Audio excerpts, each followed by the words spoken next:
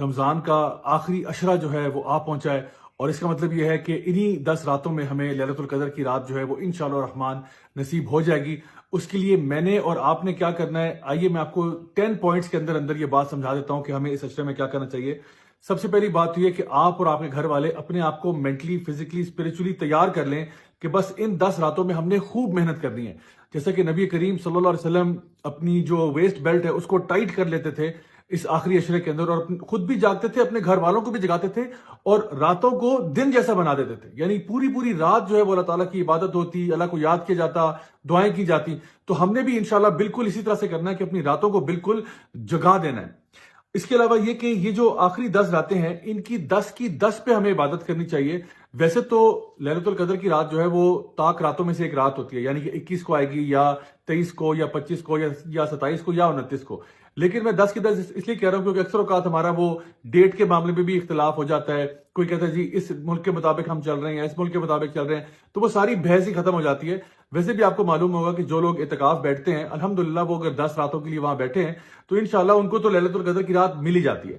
اب یہ لیلۃ القدر کی رات اتنی اہم کیوں ہے؟ اللہ سبحانہ تعالیٰ فرماتے ہیں لیلۃ القدر خیر من الف شہر، یہ ایسی رات ہے جو 1000 مہینے سے بہتر ہے۔ یعنی 1000 مہینے کے برابر نہیں ہے، 1000 مہینے سے بہتر ہے، یعنی تقریباً 83 ایئرز کی ورشپ سے زیادہ بہتر ہے۔ تو اس رات میں جو بھی آپ عبادت کا کام کریں گے، چاہے وہ ذکر ہو، تلاوت ہو، صدقہ خیرات ہو، کچھ بھی ہو، آپ کے لیے وہ ایسے لکھا جائے گا جیسے آپ نے ایک پوری زندگی 83 ایئر سے زائد کا عرصہ اسی عبادت کو کرنے میں گزار دیا۔ سو آخر کیوں ہم پھر اس ٹائم کو ضائع کریں گے؟ ہمیں چاہیے کہ اس کا میکسیمم فائدہ اٹھایا جائے۔ اچھا، اب یہ بات کہ کچھ ایسے کام جو کہ ہم کر سکتے ہیں کہ ہمیں پوری رات کی عبادت کا اجر مل جائے۔ اس کے لیے ایک حدیث نبی کریم صلی اللہ علیہ وسلم کی، جہاں پہ آپ نے فرمایا کہ جو شخص بھی عشاء کی نماز جماعت کے ساتھ پڑھتا ہے اس کے لیے آدھی رات کی عبادت لکھی جاتی ہے۔ پھر ایک اور حدیث میں فرمایا کہ جب وہ فجر کی نماز جماعت کے ساتھ پڑھتا ہے تو اس کے لیے باقی کی رات جو ہے وہ بھی عبادت میں لکھی جاتی ہے۔ تو صرف اگر آپ عشاء اور فجر جماعت کے ساتھ پڑھ لیں، الحمدللہ آپ کو پوری رات کی عبادت کا اجر مل جائے گا۔ ایک اور حدیث میں آپ صلی اللہ علیہ وسلم نے بات ارشاد فرمائی کہ جو شخص بھی امام کے ساتھ قیام اللیل کرتا ہے، یعنی کہ تراویح کی نماز پڑھتا ہے، امام کے ساتھ شروع کرتا ہے، امام کے ساتھ ختم کرتا ہے، اس کے لیے بھی پوری کی پوری رات عبادت میں لکھی جاتی ہے۔ اور ایک اور حدیث جہاں پہ آپ نے فرمایا کہ جو شخص رات کے قیام اللیل کے اندر 100 آیات یا اس سے زائد کی تلاوت کرتا ہے تو اس کے لیے بھی پوری رات عبادت کی لکھی جاتی ہے۔ تو آپ اگر یہ 3 کام صرف کر لیں، چاہے مرد حضرات تو اوبیسلی وہ مساجد میں کریں، خواتین وہ اگر گھر میں کرنا چاہیں، تو اس کا فائدہ یہ ہوگا کہ آپ کو صرف یہ 3 کام کر کے آپ کو 3 دفعہ پوری وہ رات آپ کی عبادت میں لکھی جائے گی۔ اللہ اکبر! کتنے بڑے یعنی ہمارے لیے اجر کا موقع ہے اگر ہم اس کو اڈاپٹ کرنا چاہیں تو۔ پھر ایک اور چیز یہ کہ جتنا آپ صدقہ کر سکتے ہیں آپ وہ کریں۔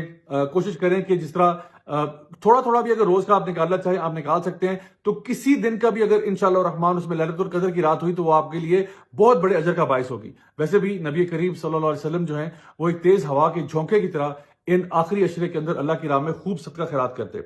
اس کے علاوہ قرآن مجید کو پڑھنا، یا پھر اس کے ساتھ ساتھ آپ کوئی لیکچرز بھی اٹینڈ کر سکتے ہیں جہاں پہ قرآن و حدیث کی تعلیم دی جا رہی ہو، تو ان کو پڑھنا، سیکھنا، سمجھنا۔ اس کے علاوہ ایک اور چیز جو آپ کر سکتے ہیں وہ یہ ہے کہ بکس کا پڑھنا، چاہے وہ تفسیر کی بکس ہوں یا حدیث کی بکس ہوں یا کوئی بھی ایسی بکس جو کہ آپ کو آپ کے ایمان میں اضافہ کرتی ہیں، اور پھر اسی نالج کو دوسروں تک پہنچانا، کسی نہ کسی فارم آف دعویٰ کے اندر انگیج کرنا، لوگوں تک اس خیر کی بات کو پہنچانا، یہ بھی ایک بہت ہی زبردست نیک کام ہے جو آپ کر سکتے ہیں۔ And last but not least, اللہ تعالیٰ سے دعا کرنا، خاص طور پر وہ دعا جو کہ نبی کریم صلی اللہ علیہ وسلم نے سیدہ عائشہ کو سکھائی، اللہم انک عفو تحب العفو فاعف عنی، کہ اے اللہ تو معاف کرنے والا ہے، تجھے معاف کرنا پسند ہے، یا اللہ مجھے معاف کر دے۔ اور یہ ایسی معافی ہے my dear brothers and sisters کہ جو ہمارے گناہوں کو دھو کے رکھ دے۔ یعنی ایسے گناہ کہ آپ سمجھیں کہ آپ قیامت کے دن اللہ سبحانہ تعالیٰ کے سامنے کھڑے ہوتے ہیں اور آپ کو یہ کہا جاتا ہے کہ آپ جنت میں داخل ہو جائیں، یعنی آپ کے گناہوں کو بس مٹا دیا جاتا ہے۔ کہ ہم سب یہی نہیں چاہتے کہ اللہ تعالیٰ ہمارے گناہوں کا تذکرہ بھی نہ کرے، بس ہمیں بغیر حساب کے جنت میں بھیج دے۔ تو انشاءاللہ یہ دعا جو ہے یہ کثرت سے مانگیں، اللہم انک عفو تحب العفو فاعف عنی۔ انشاءاللہ میں دعا کرتا ہوں کہ اللہ تعالیٰ ہم سب سے ہماری تمام عبادات قبول فرمائے اور ہم سب سے راضی ہو جائے، ہمیں دنیا میں بھی خیر عطا فرمائے اور آخرت میں جنت الفردوس میں ملنا نصیب فرمائے۔ والسلام علیکم ورحمۃ اللہ وبرکاتہ۔